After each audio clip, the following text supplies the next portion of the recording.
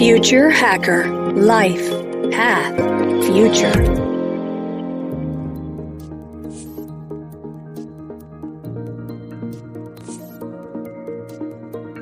Welcome back, everybody. This is the second episode with Rawi Abdelal for Future Hacker. So we are moving on. We have a lot to discuss. Rawi, something else that came up from my colleagues is, so moving to a completely different subject, is regarding consumption. So basically 2 years ago, I think you showed us some amazing stats, probably from the US, where we now have so much stuff. We almost, as much, maybe more square feet of storage warehouse as we do residential, right? At the same time, there's this trend of this new generation, which we've been discussing here at Future Hacker, which is hopefully going the opposite way. And the culture of shared economy could be more valued than the ownership, which is very strong today in current generation. So I read about this term that it would be the consumerism versus the enoughism.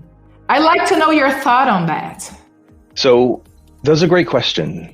Maybe I could deliver one more phrase to throw into the consumerism versus enoughism, which is just-rightism, which maybe is in between enoughism and consumerism.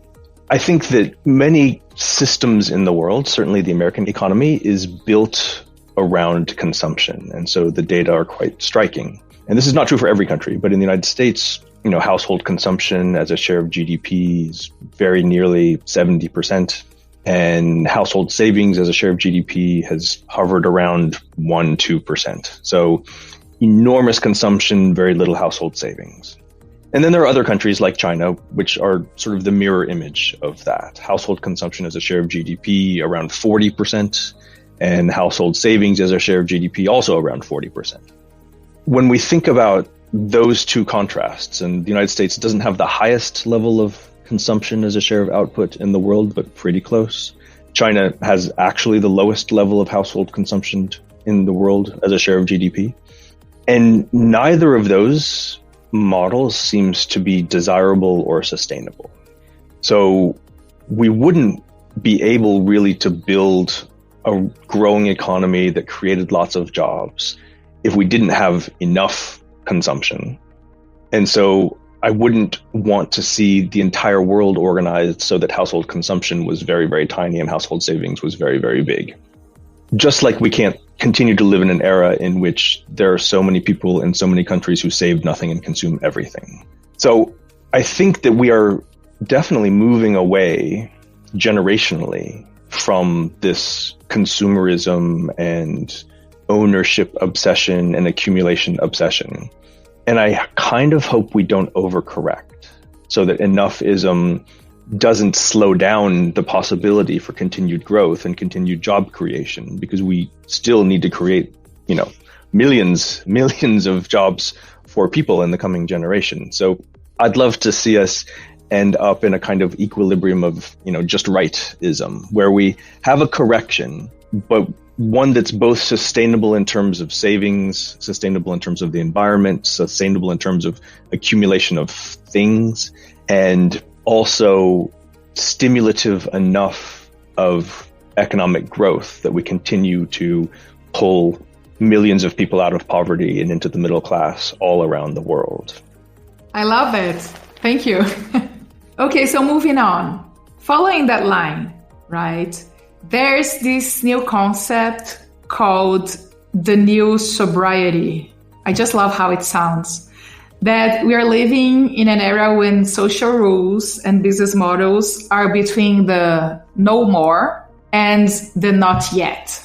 So this movement, basically, we're in between the old practices that are no longer accepted by the new generation, such as, the earth exploration and even the way employees are treated and, social responsibility. And on the same time, we're not prepared to some transformations yet. So I'd love to hear your view on that as well. Wow, that's a big question. And what did you call it? Sobriety? The new sobriety. Doesn't it sound? It sounds really good, right? Yeah, I suppose, although it's ironic since we've all been drinking more during the pandemic. But I do very much have the sense that we're living through a kind of in-between period, an interregnum in a wide variety of ways. And I would start with geopolitics and bring it all the way down to the household level, which is we've left the era of U.S. predominance, of the U.S. centrality of the global system. And we are not yet in an era of Chinese predominance or Chinese centrality in the system. So we're moving into not quite yet the next system, but the old system is being left behind. And so many different practices in geopolitics and international business will adapt as a result of that. And then if we filter that all the way down to the level of industries and firms and households, I do very much have the sense that the old ways are not yet dead and the new ways are struggling to be born. There's actually a really great quote from Antonio Gramsci, the Italian Marxist, about this feeling of living through this moment of transition. And I think it's exciting to live through a moment of transition because there's so much more uncertainty about the future. Uncertainty in the sense that we can't assign probabilities to the outcomes. Like, it's not risk where we can assign probabilities. It's like genuine uncertainty. Like, we don't know what we don't know yet. And so I don't know if I would call that sobriety, but for me, it's like a kind of maybe intrigued perplexity. That's a nerdy way to say it, but like, I'm super curious about what's going to happen next. And there's so many moving parts and so many decisions that are going to be made, at the level of the individual person or the individual household or the individual firm or industry by industry, nation by nation, than the system itself. And so in that sense, yeah, I do feel like we've left something behind, and what we will get next is not yet clear at all. So another term that I've been hearing, those very marketing terms, marketable, is the Great Reset. I'm still not very sold on the idea because people say that a lot, that, with the pandemic, it's the chance for people to reevaluate everything and start over. But I think it's a little maybe wishful thinking. I'm not sure how there's this change that is going to be inevitable of the way we're doing things. And that's clear. But I sometimes I just feel that our memory is very short. And, after things just come back to whichever normal is going to be coming back, I maybe see the trend of just life going back to whatever it used to be. I'd love to hear your thoughts. As much as you have all this economic impact, still the way we live, at least on the same generation, I find it very hard to see this such a big reset. But I do see a lot of hope in whichever new generation is coming. I love the way you put that, and forgive me for continuing to invent new phrases in reaction to these phrases. I should admit to many of these phrases I haven't heard before, and so I'm just trying to react to my sense of them. But yeah, I guess what I would say is how about the great opportunity for a reset? We won't all of us take that opportunity, but I think many of us will. And one of the senses that I have, at least, is we've all become a lot more, or at least we've all had the opportunity to become a lot more mindful about how we're spending our time. I think that I'll just say for myself here, and I think many of us, but definitely I, was on a kind of autopilot for a wide variety of things. And, I felt busy, and I kind of liked feeling busy all the time, actually. And the sense that I really need to travel to this place because I need to tell some people these things, or I need to discover these things, whatever it was. But without thinking, at least for myself, very carefully about the trade-offs associated with all of those decisions, or even relationships that we have with people. And, some of them very personal relationships, but friendships, a lot of rethinking, how much time do I want to allocate to this friendship? How much time do I want to allocate to this relationship? because we've been obliged to be a lot more careful with our time. We can't just be on Zoom all day, every day. And so I think that some relationships that we have flourished, some have foundered, even withered, because it was really revealed to us, how much are we willing to contribute and how much are we getting out of these relationships. And those are facts about personal relationships, but it's true about our relationships with our work colleagues, with our employers, with our communities, and in some ways with our nations as well. So I feel like one of the benefits, and this is extreme privilege, right? If you could stay home and still earn money, if you could stay home and your kids could still get a decent education, which is definitely not true for everybody. If you could, stay home and have your groceries delivered without feeling like you were taking risks. All of these things are great, great privilege we're describing. But for the people who were living within that kind of privilege, there's been this wonderful opportunity to rethink so many things and turn off the autopilot for a while and reevaluate how we want to work, how we want to live, what kinds of relationships we want to have. And so in that sense, I think it will be a reset for lots of people. And maybe a reset that's very, very productive. Awesome. Thank you. Okay, let's move. That's going to be interesting. So your primary expertise is international political economy, right? So I'd like to extend the boundaries of international here. And let's call it maybe intergalactic, if I may. So let's talk about the space race. I think you like that. You mentioned, Star Wars, and so maybe you like that. So we have this whole different game when governments stop being the ones playing it. And we got the private sector involved with people like Elon Musk, Jeff Bezos, Larry Page, Richard Branson behind it. But the thing is that unlike the political rules we have down here on Earth, and organizations like the UN acting or trying to act as intermediaries, the space governance hasn't really been updated for these circumstances that we're living right now.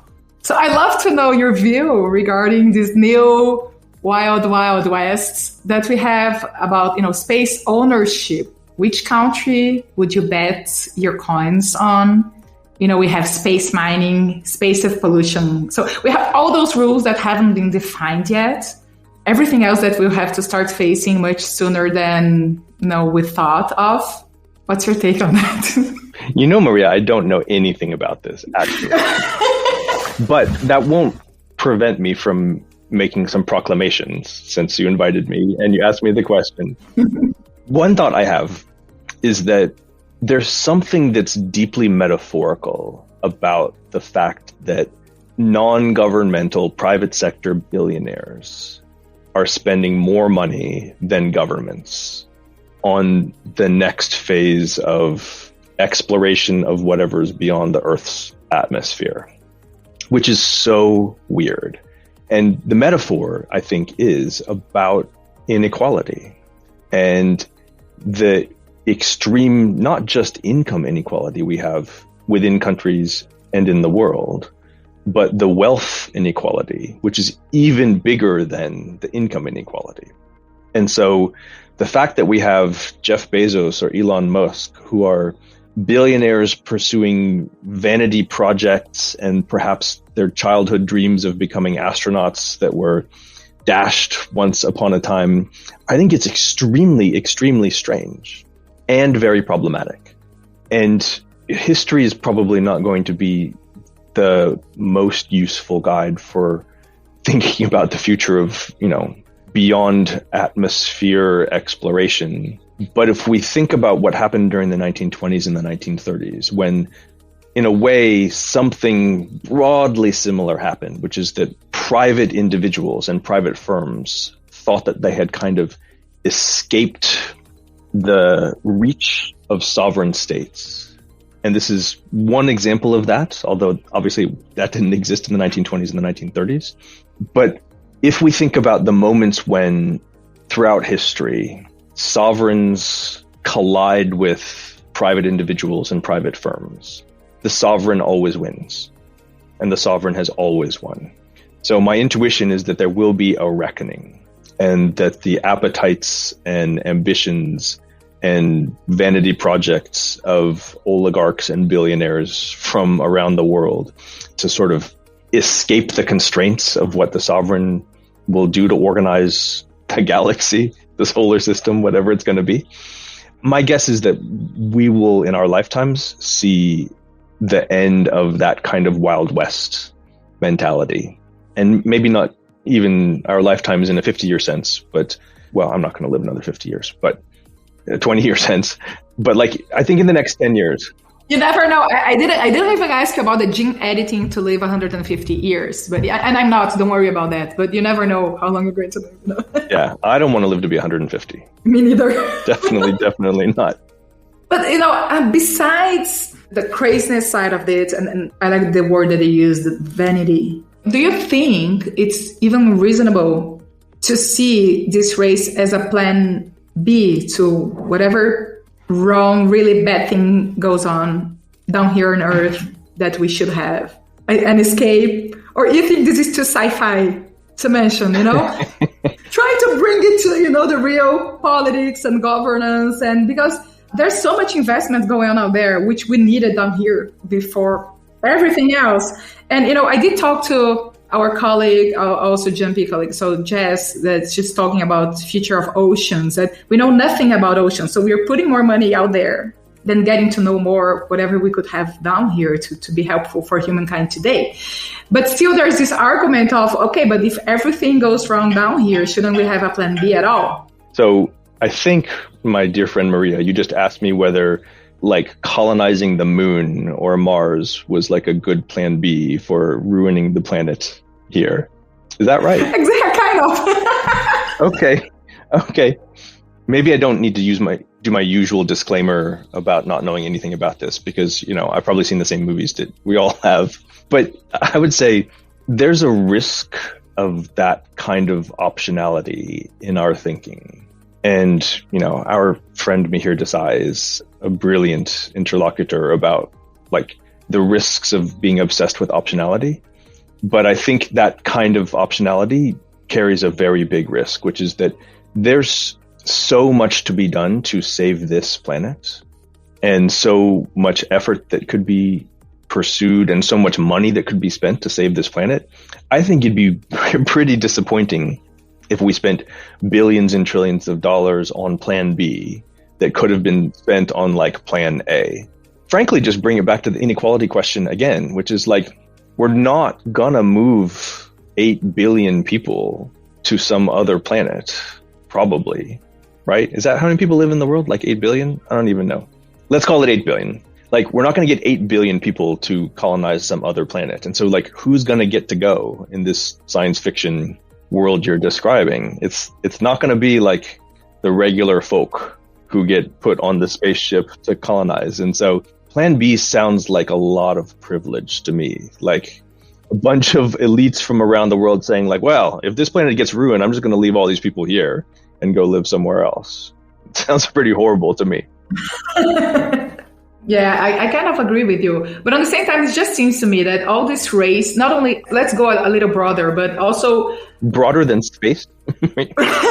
No, not broader than space, but we've been covering some pretty crazy things here. So, you know, that are happening now, that are being invested now, that are not available to the public. But there's, you know, the brain expansion, also with Elon Musk, delay aging, biohacking the body for human augmentation. And those are all things that I believe there is a fight for power behind it, because if, you know, governments are investing on that, there's a lot of the private initiative, but being led by whichever countries is behind that.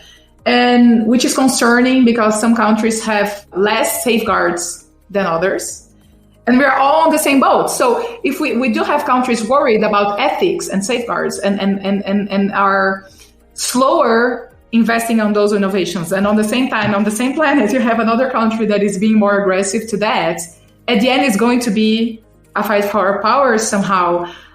And that's actually going to be my last question to you. And I hope it's going to be a big one as well. But so first, you have this question about, the countries that are not investing on that and are prioritizing whatever we need out. Somehow they are going to lose looking ahead on when it comes to those type of innovations. And do you think that somehow those future technologies will increase inequality? So let's forget space, because that's obviously but it's going to increase inequality, given it's usually accessed by the fortunate few that have access to quality education, because it's the very base for everything. Or do you believe that somehow we could disseminate education through innovation, moving towards a more inclusive society? So I have two concerns about your description of these topics. So one of them is about exactly what you described, which is the first access to everything has gone to the elites. And part of what's happening around us right now in very many countries around the world is a kind of populist backlash against the system, against globalization, against political elites, against business elites, which threatens to bring down the system. And we have done a terrible job in most countries ameliorating the anger and frustration with how the system functions. And we could do a much better job across countries dealing with the fact that there are so many people who feel like they've been left behind by the system. So were we to add to the elements of the system access to these kinds of human enhancements at the expense of spending those resources on educating broadly and thoughtfully, I think the people aren't going to stand for it, and they shouldn't. And so unless our plan is to enhance the elites and then colonize some other country so that we leave all of the regular people in the world behind, which is, as I said, not a very good plan, I think it's deeply misguided as a way to allocate resources. But the second element of it that worries me even more, and I don't know if you've read this new novel by an American author called Circe by Madeline Miller. So Circe, it's actually from the Greek goddess Kirke, but we pronounce it Circe. It's a beautiful, beautiful novel. Wonderful in many, many ways, one of which is that it decenters the Greek myths away from the male heroes toward a female perspective. And so it's thousands of years of Greek mythology told through the perspective of an important but otherwise relatively minor goddess. And Circe is the goddess who fell in love with Odysseus, and he spent some time on her island on his way back from the Trojan Wars to Ithaca, his home. And I bring this story up because there's a moment, and I don't want to give away too much about the novel because I highly recommend it. But there's this moment when Circe gives up her divinity in order to be able to age, in order to be able to live with the possibility of death, and in order to love fully. And without this sense of the passing of time, the Japanese call this mono no aware, this sense that every passing moment is a kind of wistful sense about what we experienced and the fact that it's behind us and we will never recreate it again.